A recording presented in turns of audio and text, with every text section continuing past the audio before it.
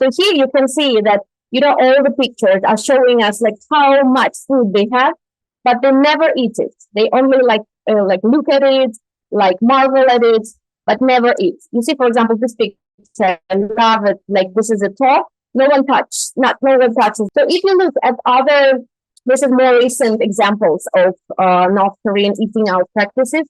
And you can see this is not about this mass collective eating out practices, but it's more about individual pleasure, gastronomic enjoyment. So, and this is how it's promoted in the media as well. So it's okay to go out to pay money and have your own pleasure, individual pleasure, where you enjoy the company, you enjoy the talk, you enjoy the foods. Also, the thing I noticed these days that you can see robots that serving guests in North Korean restaurants, which is also the sign of technology, that they follow all these technological fashions as well. Contemporary gastronomic friendly menus. So this is not only North Korean food, but you can find things like croissant on menu. Or I was surprised to find pavlova desserts in one of Korean menus these days. So pavlova dessert is a kind of named after Russian ballerina, but was invented in Australia and New Zealand in the 30s. So it became so fashionable around the world, maybe last like 15 years. And the fact that North Korea also incorporated this feature in their menus and they sell it, show that they do not only stick to the traditional menu, but also can take new features from around other gastronomic international fashions.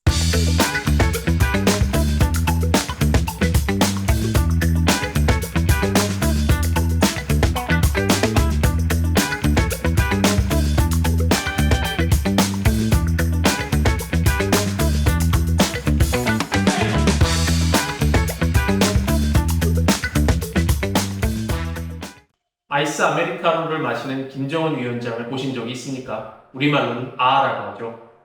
북한의 먹는 문화, 식문화가 변화하고 있습니다. 예전에 단체로 식사하던 사회주의식 집단 식문화가 이제는 개인의 즐거움과 취향을 중시하는 식문화로 변모하고 있습니다. 유네스코 무형문화유산에 등재된 평양냉면, 그리고 한국의 포장마차를 떠올리게 하는 북한의 거리 음식이 이러한 변화를 상징적으로 보여줍니다. 과거 김일성 주석이 항일유격 때 시기 먹었던 생존 음식은 북한 주민에게 자부심을 부여하는 상징으로 자리 잡고 있고요. 북한은 이른바 조선요리라고 이름 붙인 자신의 음식들로 국제교류를 도모하고 있습니다. 오늘은 러시아 출신 북한학자 마리아 오세트로바 박사와 함께 북한 음식이 지닌 정치사회적 의미를 함께 살펴봅니다. Okay, today we invited a very interesting researcher, Dr. Maria Osetrova from Russia. She's working for the Center for Korean Studies of Institute of China and Contemporary Asia in Moscow. And she is a very renowned scholar for the North Korean food culture and then dining service at the same time, gastronomy and its the sociological and the anthropological implication. Let's get started. Floor is all yours. Hello, thank you very much. It's a great honor to be your guest, and thank you for the interest in my topic. So, just a couple of words about how I got involved in this research. In 2016, I defended my PhD thesis at Yonsei University with the paper titled Gastronationalism in Contemporary Korea. And one chapter, though it was fully devoted to K-food concept and like how Koreans express their national feeling through their national food, one chapter dealt with North Korea because I was trying to compare the differences and similarities between how North Koreans present their food and how South Koreans present their food. So what is common, what is different? And that was the start of my interest in North Korean food. But the more I researched, the more interesting I found it. So today I will tell you a little bit about the current state of North Korean food culture and dining service. My main points to cover today will be first, the growth of the number and types of eating out establishments. And by this, I mean not only restaurants, but any places like little street stalls, like canteens, so any place where you can eat out. There are lots of them now in Pyongyang and other big cities of North Korea. Second thing, the change in the attitude towards eating out concept per se. And this change brought the other change in the official representation in North Korean media. I will explain a little bit later in detail about it. Next thing is national cuisine, which is called Socialist in the DPRK. You know, like in South Korea, you call it hansi, but in North Korea, they call it Socialist. And now, like probably since the 2010s, it has been perceived and presented as an effective tool of the DPRK's international image construction, but mostly in form of North Korean delicacies. So the North Korean representation of Korean food. Also, I would like to talk a little bit about changes in the sector of public eating establishments that brought not only the economic growth, but also started to transform the lifestyles of urban residents, which means that they start to see the eating out practice as something different from what it used to be before. Eating out is now perceived not as a state bonus or a collective feast organized for people who work together, but more likely as an individual lazy experience available for money. This is quite important. Important thing to also to touch is inclusion of the North Korean cuisine related items in the UNESCO Intangible Cultural Heritage List. These are kimchi tradition and 평양냉면. And of course, the role of national cuisine in the development of the touristic industry, which is like booming now these days in North Korea. If we have time, we also can touch into Korean controversy over the authenticity of national food. So these are the main topics I suggest we can discuss today. I think that during the Kim Il-sung times, attitude toward restaurants and the concept of eating out was different from what we have today. Back then, the state official sources and even art, as you can see, did not introduce restaurants as a proper form of recreation for workers. As in any socialist country, the focus was more on sufficient food production rather than consumption. So here you can see that, you know, all the pictures are showing us like how much food they have, but they never eat it. They only like look at it, like marvel at it, but never eat. You see, for example, this picture, I love it. Like this is a top. No one touches the food. So we see that there are a lot of food, a lot of rice, a lot of fruits, but nobody eats. Another example here, you can see this is the partisan, the guerrilla food. But everyone is just sitting and talking. But there was such an attitude in public understanding. This doesn't mean that people in socialist countries did not go out to eat. They eat out too, but the eating establishments where they did so were organized around socialist principles that were inevitably reflected in their management and service styles, their interiors, and even their menus. In the early years, all guests were supposed to have admission tickets. I'm talking about the only one restaurant. So first of all, you can see that this is really massive eating out. So lots of people eat together.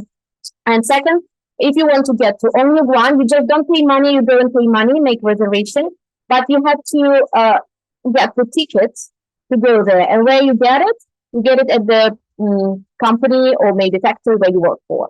So both these characteristics show the original socialist nature of these public eating establishments where people ate together in large groups.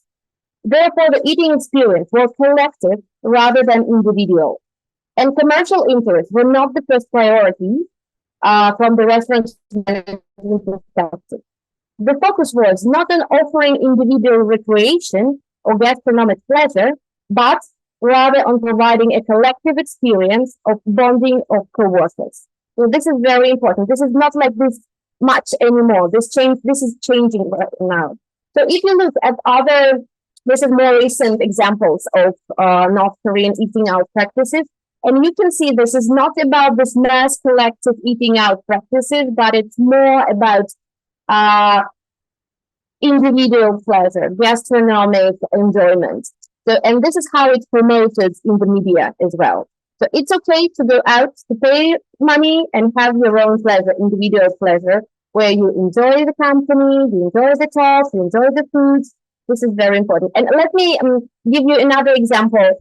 You know, when I was in Pyongyang in 2017, I visited Chancheolgu Pyongyang Commercial University, and there was a room about the history of the university. And the first thing I saw when I entered that hall was the huge portrait of Kim Jong-un drinking espresso. So this image was totally new because I think that was kind of a symbol of this term. When it's okay to enjoy little gastronomic pleasures, it's not illegal anymore. So that's why we can. This is a proof of this tendency. So this is simple examples of street food, which I also took myself in 2017. I think it's still same or maybe a little bit more elaborate these days. What I can see on when I look at the recent materials in internet. New features, what we can see these days. First of all, modern design of the restaurant. One of the most popular, I'm sure you've seen it already, the Sedongan Nekkichip, which looks very modern, very fresh, and looks quite, I would say, you know, this is another example of this tendency when we say that we can go out together and have fun and have gastronomic pleasures, like have a little beer, enjoy the company. So this is also another very vivid feature of it. Also, the thing I noticed these days that you can see robots that serving guests in North Korean restaurants, which is also the sign of technology, that they follow all these technological fashions as well. Contemporary gastronomic friendly menus. So this is not only North Korean food, but you can find things like croissant on menu. Or I was surprised to find pavlova desserts in one of Korean menus these days. So pavlova dessert is a kind of named after Russian ballerina, but was invented in Australia and New Zealand in the 30s. So it became so fashionable around the world, maybe last like 15 years. And the fact that North Korea also incorporated this feature in their menus and they sell it, show that they do not only stick to the traditional menu, but also can take new features from around other gastronomic international fashions. We can also see new packaging and new food design. So it's not only this old-fashioned, plates and decorations, but also like very modern fashions of food presenting. Also at the photos below, you can see the male chefs, and also the feature of something new that is going on around the world in the gastronomic world. So all this another feature of another photo of North Korean restaurant. Where you can see that they are choosing from a variety of foods, so happy, relaxed, enjoying their gastronomic pleasures. Also, changing in the attitude towards the national cuisine as a country promotion tool. So, two food-related items was included in the UNESCO Intangible Cultural Heritage List. Kimchi making tradition in 2015. 1 year later, South Korean kimchi entered the same list. And the next one was in 2022. It was 평양냉면. And you can see that this dish is exclusively North Korean gastronomic symbol. And this was very important to include it to show the North Korean character, the North Korean face of Korean cuisine. Because of course you can find this dish in the South as well. But it doesn't have this symbolic status as it has at the North. That's why it was very important to include it in this list. So I think this is very important if we think about touristic industry, because many tourists, now it's mainly Russians, but we expect countries to visit Korea in the near future. Of course, they come to have to try Korean food. This very strong motivation to go traveling. And of course, North Korea wants to have this attraction as well. So insam, the ginseng, 평양냉면, and other like fish, seafood and fish that is famous in North Korea. They're trying to make them a symbol of their cuisine. So a little concluding remarks. So we can see considerable positive change, both quantitative and qualitative, in the North Korean dining culture over the last 30 years. So more restaurants, different types of restaurants, different menu, new items, and the attitude. The attitude is different. That's the most important feature. Also, if we talk about, there is also a very well spread feature these days in economic fashions, like nostalgia food. When we want to eat like in the childhood, when we want to eat like our parents did. So in North Korea, we also can see this feature, but it takes the image of so-called guerrilla cuisine. This is like the term I have coined, and I'm trying to show more and more about it. Like the food, which was very simple in the past, or maybe even during the Konane Hengun. So they are not, afraid to talk about it. The Koreans are not embarrassed to talk about it, but they try to present this food as the food of their hard times, but still in a very nostalgic tone. So the main message we get from the North now really is much better. We are not a hungry country anymore. They combat this image of a hungry country, and they show that they eat well, they eat like everybody in the world, they enjoy gastronomic pleasures, and they invite people to share the table with them. Yeah, let me stop here. I'm ready for your questions. Thank you very much. Yeah, interesting. Gastronomy of North Korea, and then from the diplomatic point of view, and then in sociological and anthropological point of view, that's very, very interesting. And the kimchi making, I said that's a documentary, right? Documentary film, and kimchi making in 2015, and then 평양냉면 in 2022. I remember in a South Korean broadcasting company also created a few documentary on North Korean food when this bilateral in inter-Korean relationship was okay in 2000s and then something like that. And then of course in the South Korean and other parts of the world are very interested in what kind of food North Korean people eat. And that actually stimulate our curiosity on the North Korea too. So it's eating out culture. It's important, and it's become more official. It's more open, and everybody doesn't need to worry about being, say, punished or purged, for the eating out and then enjoying some real gastronomy. I don't know we can call it gastronomy or not yet, but I think this is gastronomy. So, but then interesting thing is we understand the North Korean the situation, and especially in economic situation, is not that good, and that this gastronomy or gastro nationalism you used for the South Korea, and I think it's North Korea too. Probably upper class, right? In the Pyongyang, and probably a little bit of Wonsan, and then a little bit, yeah. I mean, so that's our curiosity. I'm not, arguing they are propagandaing with this, food, but what kind of people can eating out? It's important, and that's my first question. And then eating out means they are not just eating the 평양냉면 all the time, right? There are many types of the North Korean cuisines.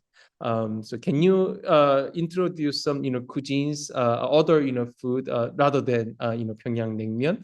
And that's my second question. And then we will move on to some other issues too. So of course, there's no way for us to make any food research and understand very in detail who is going to these restaurants.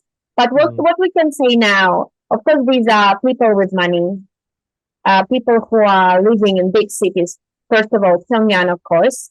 So these people can go to restaurants, but I think that if we talk not only about this high-end restaurants, which they have now these days in Korea quite a lot, but also there is a culture of these little places where people can eat out too, like little canteens, cafes, even a street stalls.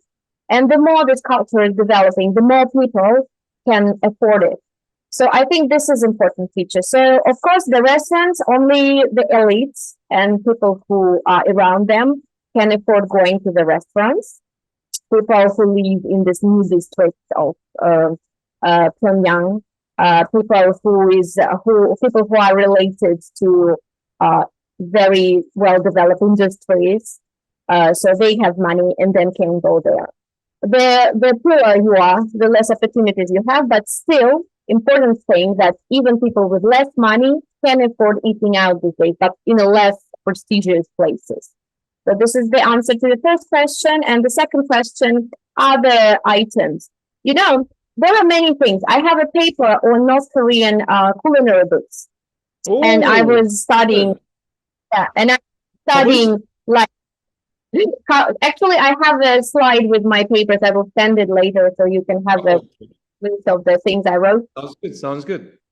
Yeah, but important thing that if we look at North Korean and South Korean variations of Korean food, they're quite similar, but the attitude is different.